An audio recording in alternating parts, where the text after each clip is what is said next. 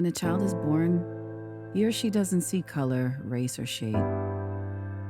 A child sees beauty for what it is, until their environment is shaped by what they are taught, what they hear, and see. I grew up in a family that was close and loving. As a child, I didn't see anyone as different. When we would get toys like Barbies and Cabbage Patch dolls, it never occurred to me that I was different from my dolls. All I knew was that they were beautiful and fun to play with. As a child, I never noticed that I was different until people that looked somewhat like me started pointing out my so-called flaws, being the dark one. Questions would arise as I got older and darker. How come you're so dark? But I look like my dad. Was that so bad? Comments like, you look like a burnt cheeseburger, or you're so black you look like an oil spill. I didn't realize my self-esteem was being affected. I couldn't understand why being black was so bad. When I hear of racism, there's this chord that it strikes, and it's like dropping a pebble into a well of water, and you hear the sound of that pebble deep down inside the well, like an echo, because it reverberates, it just doesn't end there. I think of the struggle that the Black community has endured, the unfair treatment of Black people just because of the complexion of our skin. And I understand there are different races in the world, but when people think of racism, the first thing that comes to mind is just Blacks versus whites, because that's been the biggest issue in our community for how many hundreds of years, right? I think of power. I think of power that one group has over the other. Specifically, I think of the Black and white binary. So I think of how social structures are set up to privilege people who are white and to restrict access to Black people in terms of education or housing, access to different things. And this is based on attitudes, on prejudicial attitudes that white people have about Black people, about things that they should have or shouldn't have. I think basically it's to keep the status quo intact. I think racism within our own community or my own community is really about like our color, our shade, our degree of darkness versus lightness. Also, it could be things like the way you speak or the way you wear your hair or the job that you're in, you know, like the stereotypes of being Black is not only developed and seen in the white culture or cultures other than Black, but also within the Black culture itself. People think, well, because the USA had a Black president, that racism is done. Look at the strides that we've made. But definitely we are not in a post-racial society. Probably if you watch the documentaries of in the days of Martin Luther King, you can see people being hosed down, being chased down by dogs, being harassed in the street. You can see people being separated on the bus. You can see white and Black, placards everywhere you go in the public. You can't sit amongst the light-skinned people and all that. So racism definitely still exists, but it's not as bad as in those days. Because if you look at the word race, or racism, ism is a suffix, which means like, to do or to be like. But race, what's the race really about? Race means to get to the finish line, no? So racism and all that stuff is just made up, but I think it's made up from slavery times to affect how we process each other on the playing field. We're all on the same playing field, and it's a race. White race, Black race, Indian, brown race. There's different races. We're all trying to get to the finish line. What's the finish line? The system, right? We're trying to all live a good life. I think some people try to say, well, let's not consider color, and they want to be colorblind. But I think if that is an attitude, that makes it worse, because if you decide that you don't want to see color, that means you are ignoring the unique experiences that Black people have. It means that you don't want to do the work to try to tackle the oppression, the systemic oppression that occurs. It means that you are thinking of Black people just like anybody else. And if indeed they were like anybody else, they wouldn't, like I said, have the oppression and the structures against them. I wouldn't say that I'm a racist, no, but I do have my preference, right? And my preference is I prefer the Black community, obviously, but I'm still a little bit biased towards the light skins because I'm light skinned. I mean, it has nothing to do with me thinking that I'm a better person. It's just, as a light skin, I prefer light skins more than the dark skins. Do you think you're shaped to think this way? I do think so, yes. I do think from a young age, I think we were all molded to believe that we should stay within our own skin color. You know what I mean? Like the dark skinned kids, their mentality on life, the vision they've been given is that light skinned Black kids are better than them because light skinned Black kids will be more successful. If you look at Hollywood, you know what I mean?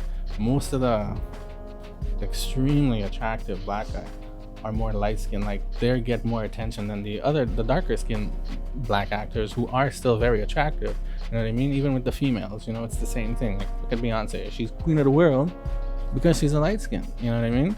Nobody really tries to figure out if she's actually a good enough person to be given that kind of credit and whatever, but it's just she's attractive, she has the curly hair, she has the light skin, so everybody's on that. It's a race, right? The race is never going to end.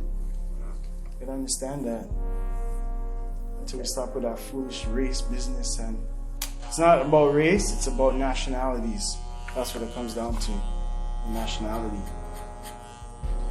Race is just a stupid word that Whitey made up in the 1600s, whatever, to make us compete. But it's your nationality, your tribe, your family, where that stems from.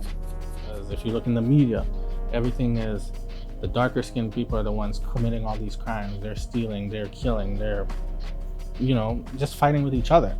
So it kind of puts that in their mind that, like, how am I gonna do any better than what they're doing? You know what I mean? Like, I don't have the opportunity, and that's the problem. The young Black kids think they don't have the opportunity, so they don't even bother trying.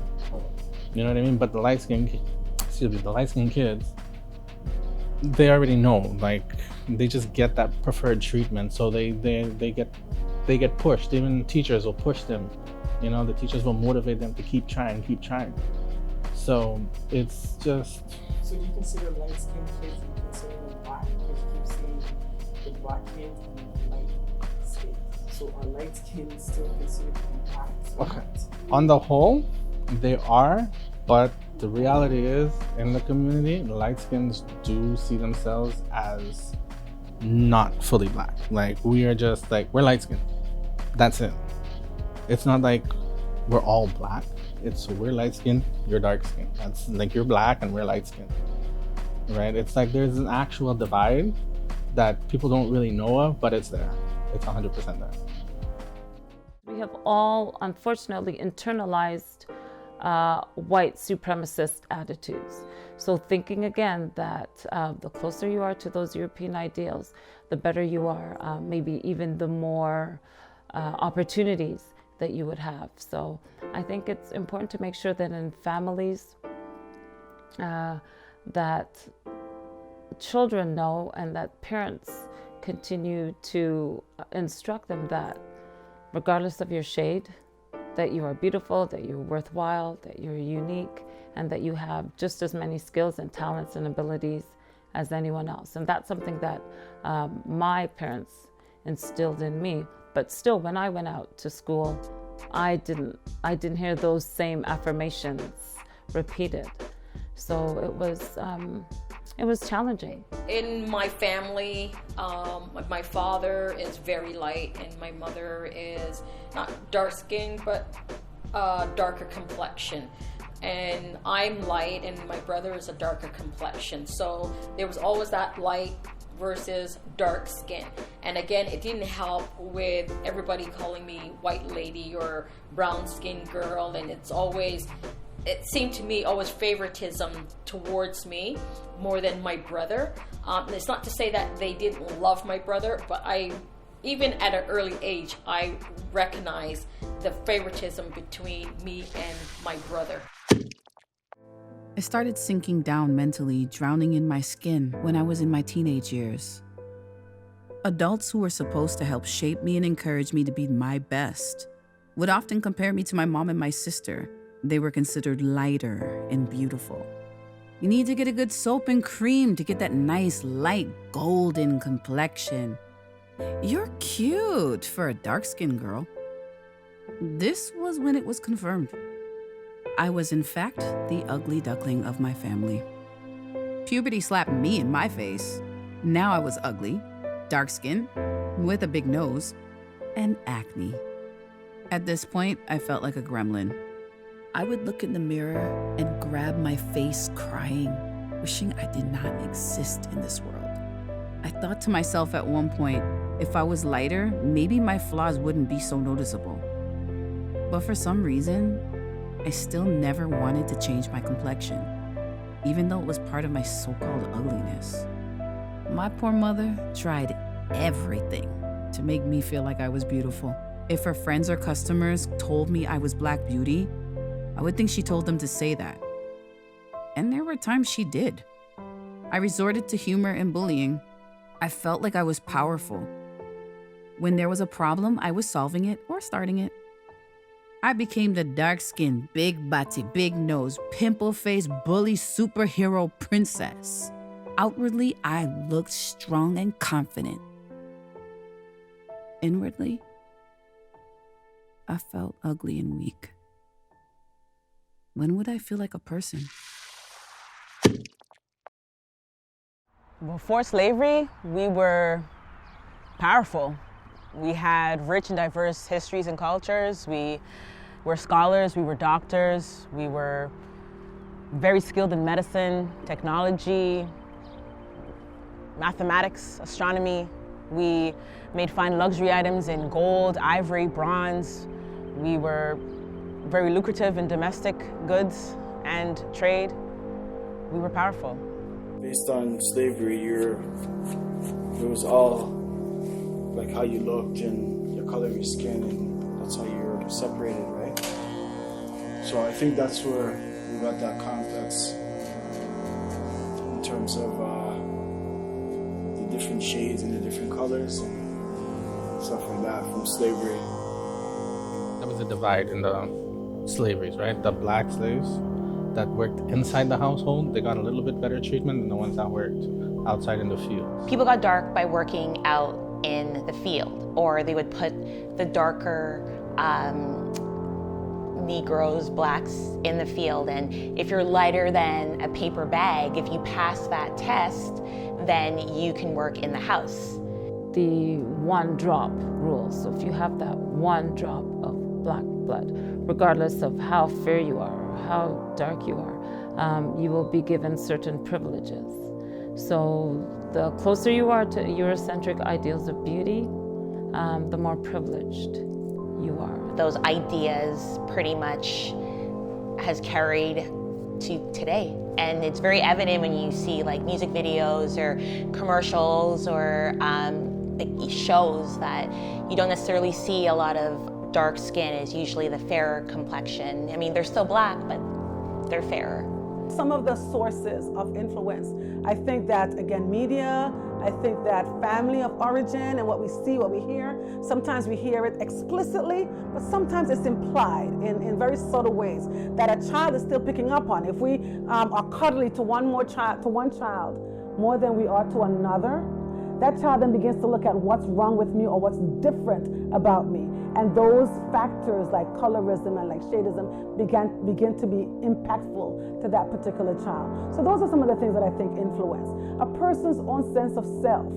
If I understand that my beauty comes from within, if I understand that beauty comes in many different shades, even when I experience as a child or an adult certain examples of shadism or colorism, there are certain fundamental understanding and belief about myself and about the world that can cushion those experiences.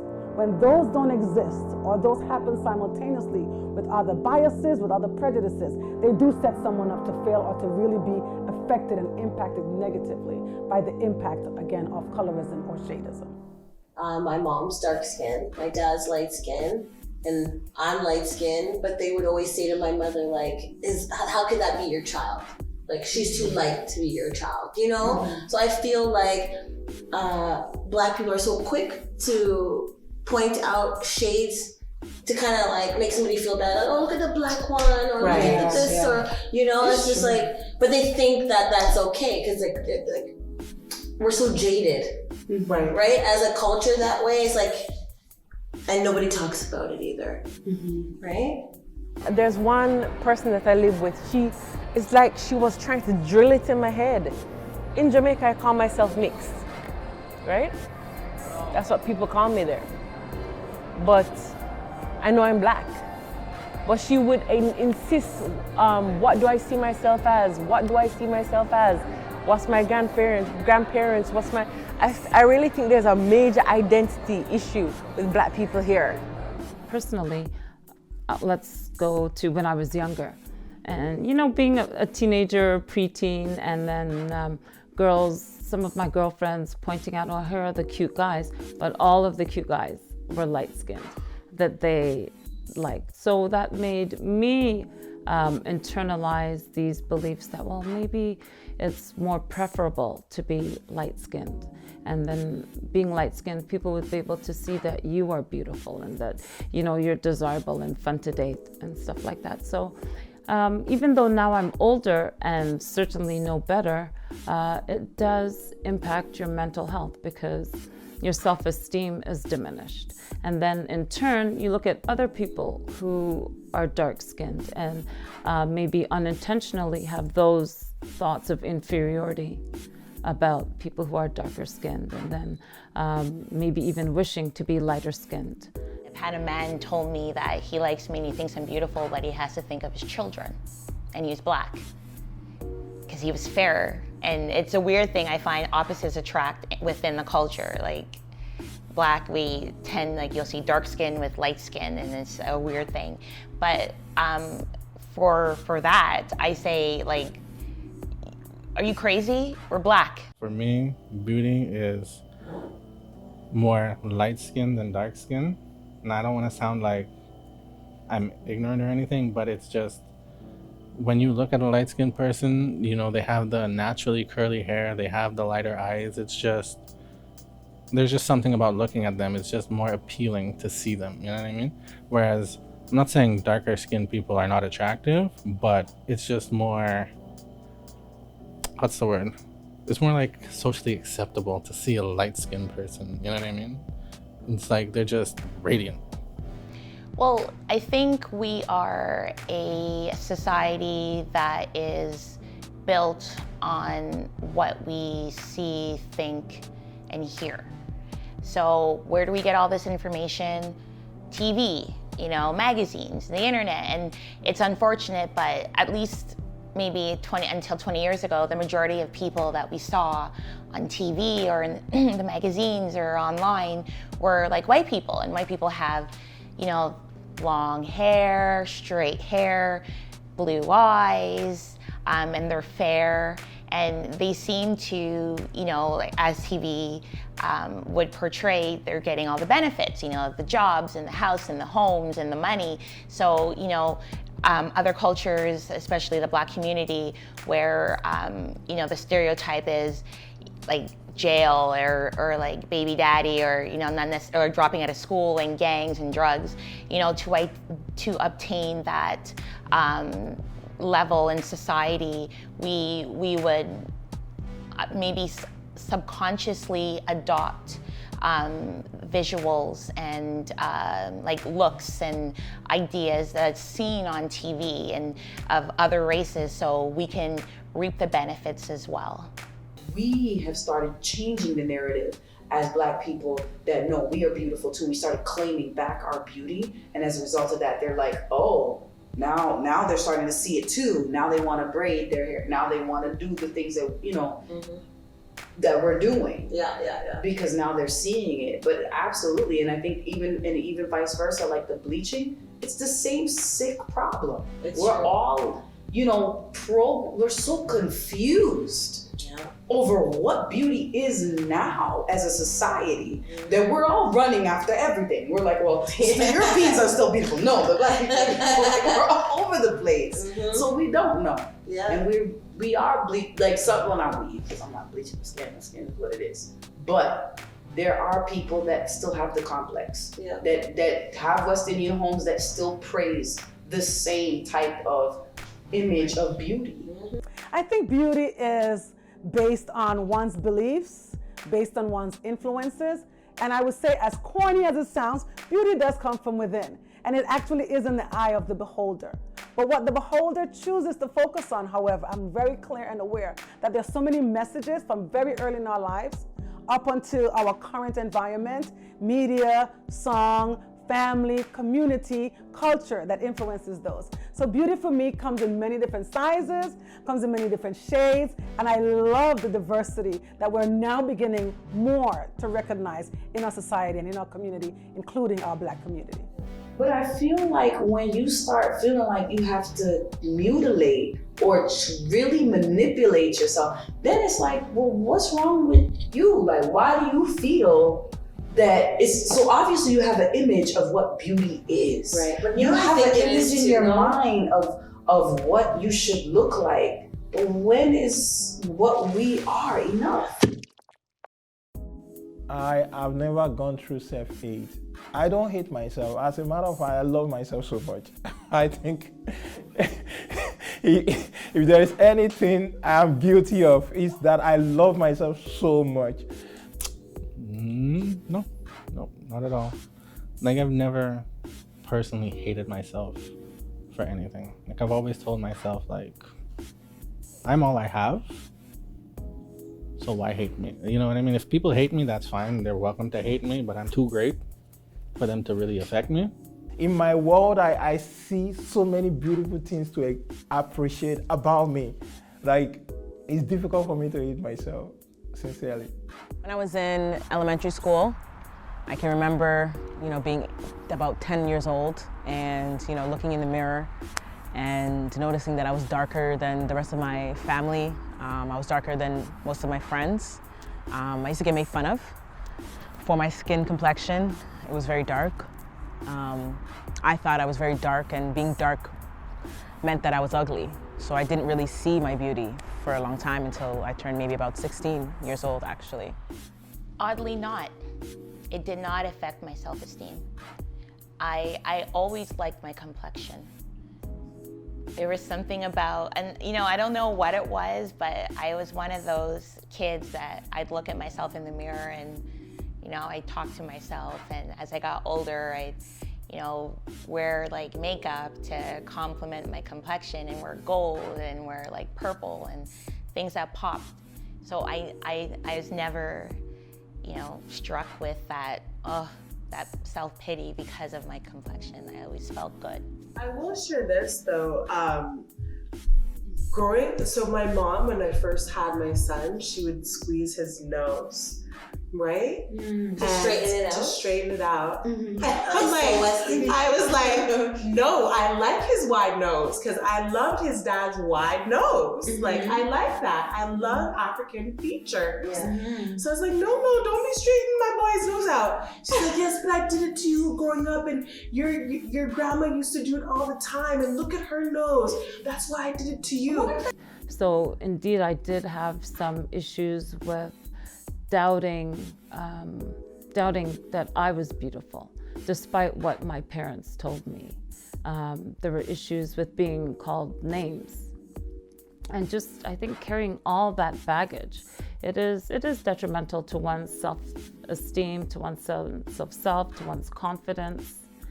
And certainly I know there were times when I would have a towel on my head and pretending that I had that long hair that some of my friends had. They would put their hands beside mine and say, oh, look, I'm almost as dark as you, because they just came back from Florida and did some tanning. And, you know, those things do, unfortunately, impact one's sense of self. And like I said, it did impact my sense of self. And it wasn't with, it was through growing older and maturity that I was able to appreciate who I was. I've never had any self-esteem issue. The only thing, now that I am older and wiser, it makes me very sad, because thinking that I was better, that's the word, thinking that I was better than another black person because their skin was darker than mine. That makes me sad, because now I'm realizing the division that it was causing, even in our own black people. And so that now that I'm awoke and seeing that, that makes me really sad, because I wish somebody would have said to me, like, Andrea, that's a wrong attitude to take. And I can tell you honestly, to this day, I will walk into my Shoppers Drug Mart and the magazine rack is on the right, and I just take a scan and see how many of those faces are representative of my face. And if I see one or two, you know, I'll grab a couple of those magazines and I'll put them in the front. It's true. I do that. And I think that it's self-care. It's self-care. Maybe there's another black youngster who's going to come behind me and see that and see themselves reflected. And as a teacher, this sort of ties in. I make sure that the books that I teach my class is as much representative of those black students as I can. I make sure that the posters on the wall are representative of all my students, but being a black female, I also have to make sure that they are representative, because when they are omitted, then it's like they are invisible, right? And so I want to make them visible, and I want to make them visible in positive ways. My confidence started building when I was in my early 20s. I was learning to appreciate who I was. And as we know, when you're trying to overcome a hurdle, Satan always works to destroy. I remember when we went to a church crusade, and the church was packed with so many people. I, my sister, and my brother decided to go chill at the common area where the kids were. A few minutes of being there, a little boy approached my sister and I and asked, "Are you guys sisters?" We both smiled and replied yes. He then said, "You can't be sisters." We laughed and asked why. The little boy pointed at me and said, "You're dark and you have bumps on your face." I instantly went into the washroom and cried as if I had just heard the worst news. At that moment, I went back to my teenage years. It was confirmed. I was still the ugly, dark gremlin at the age of 21, signed and sealed by a 10-year-old boy. In a way, Noreen took after me. She's one strong girl that she never gives up on anything. I advised her to be a nurse because she was so caring. Suppose you have a little flu or something, every minute she bring like water, do you want this and that for the whole family. So I thought she would be a nurse or like daycare, like a pediatrician for, because she have a heart. When she started high school, then there was quite a bit of a change. She became so sensitive, and she taught her sister have smooth face and light skin, and me beautiful. And then she thinks she's beautiful than her, and then me too. I have the same complexion like a sister. So she became so sensitive that even at home, if a little thing, she would just disappear. She would go to, you can't find her word, you find her in her room just crying. And you ask her 1,000 times, she won't tell you the reason. She would just cry and cry and cry. One time I went to a school because the teacher called me. I went there and the teacher was saying she has low esteem. I took certain steps that we thought would help her, including a lot of prayers and a lot of advices. I got her closer, which it worked. And I talked to the whole family. She started coming around, and thank God that things worked out. Beauty is within. Either you are black or you are light. Be happy with what you have and maintain it. If you maintain, you can be black, you can be dark, and beautiful, you maintain it, and you can be light. If you don't maintain it, there's no sense. So whatever you have is within you, and the beauty is in and it come out. She's stronger than before, and I don't think she cares about whatever skin. She knows she's beautiful anyways, so she's gotten over it.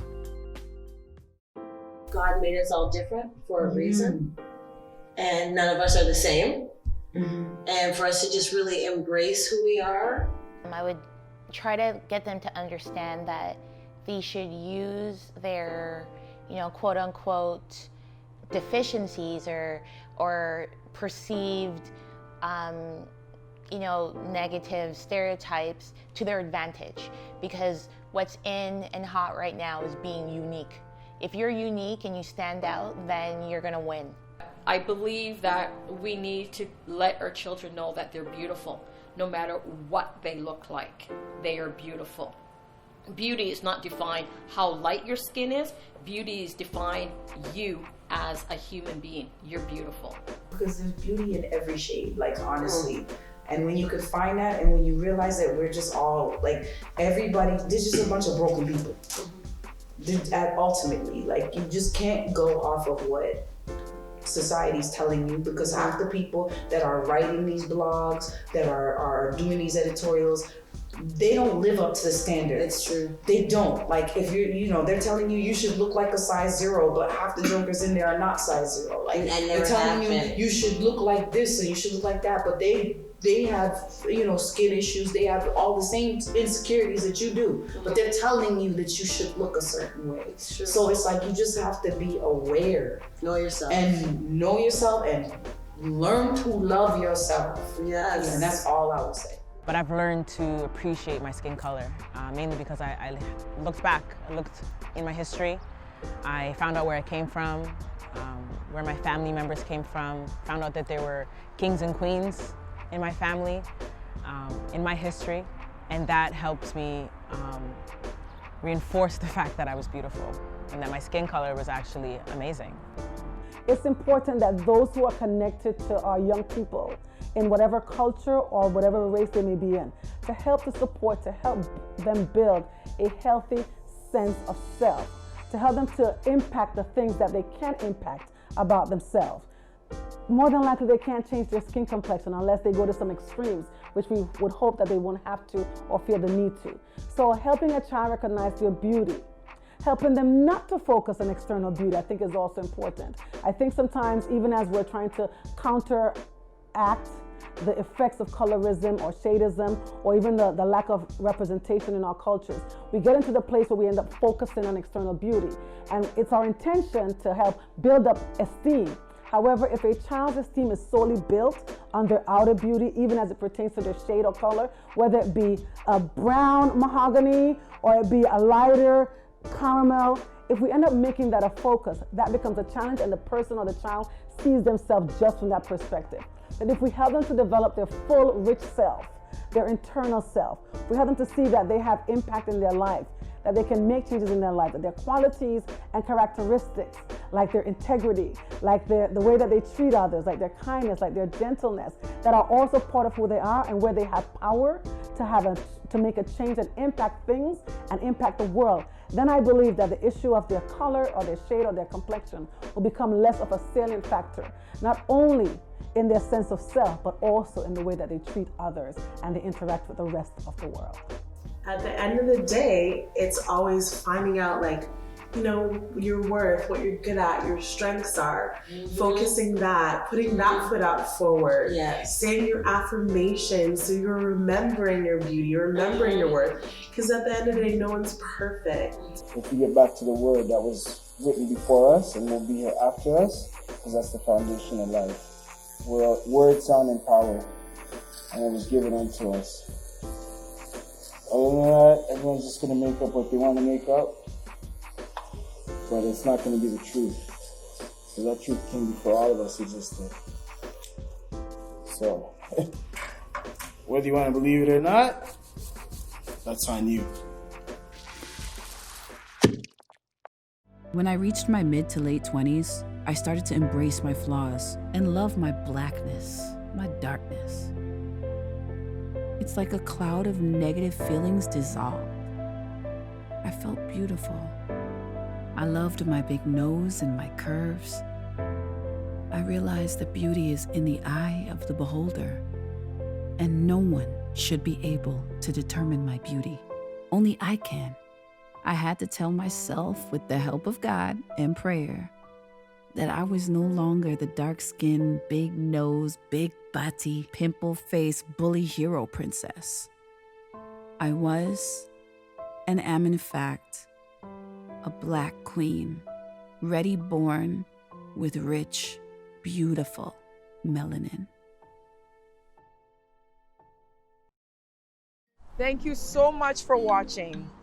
I did this documentary because I don't want the younger generation to endure what I faced in my younger years. Shadism is an issue within the Black community, and we need to overcome. We need to get out of that mental slave ship and come together. Remember, change starts with one. No more team dark skin, team light skin. We are Pan-Africans. Our blackness is what makes us strong, and our shades is what makes us unique. We are God's special design. Your black is beautiful. Niyosiyako Nzeri Sana. Ojigi Marama. Wutumtum Fedodo.